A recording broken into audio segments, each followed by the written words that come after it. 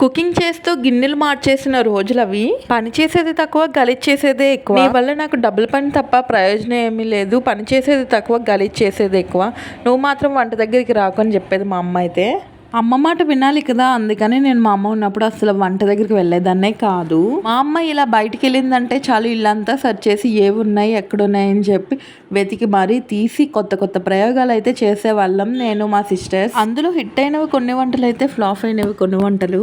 అయినా మనం ఎంత చేసినా బయట ఎంత కొనుక్కొని తిన్నా ఏదైనా సరే అమ్మ చేసిన టేస్ట్ అయితే అస్సలకి రాదు కదండి. మనం పుట్టగానే ఫస్ట్ మనం తినేది కూడా అమ్మ చేతి వంటనే కదా, అందుకని మన బ్రెయిన్ లో బాగా రిజిస్టర్ అయిపోయి ఉంటుంది ఇది మా అమ్మ తప్ప ఇంకెవరు బాగా చేయలేరు అని. మన కోసం ఎంతో ప్రేమతో కష్టపడి మరి వండుతారు కదా, అలాంటి వంటను మనం వంకలు పెడితే ఇంకెలా ఉంటది చెప్పండి. పొరపాటున మా అమ్మ ముందు అమ్మ దీంట్లో కొంచెం సాల్ట్ తగ్గింది, అమ్మ కొంచెం కారం ఎక్కువైంది అని అంటే చాలు నెక్స్ట్ మినిట్ మా అమ్మ అంటది రేపటి నుంచి నువ్వే వండుకో, ఒక్కసారి స్టవ్ దగ్గరికి వస్తే తెలుస్తుంది, వండి చూస్తే తెలుస్తుంది అని చెప్పి ఇంకా గంట 2 గంటల వరకు క్లాస్ పీకుతూనే ఉంటది. ఇంకా అదే వంట బాగుంది అని చెప్తే ఆనందానికి హద్దులే ఉండవు కదండి.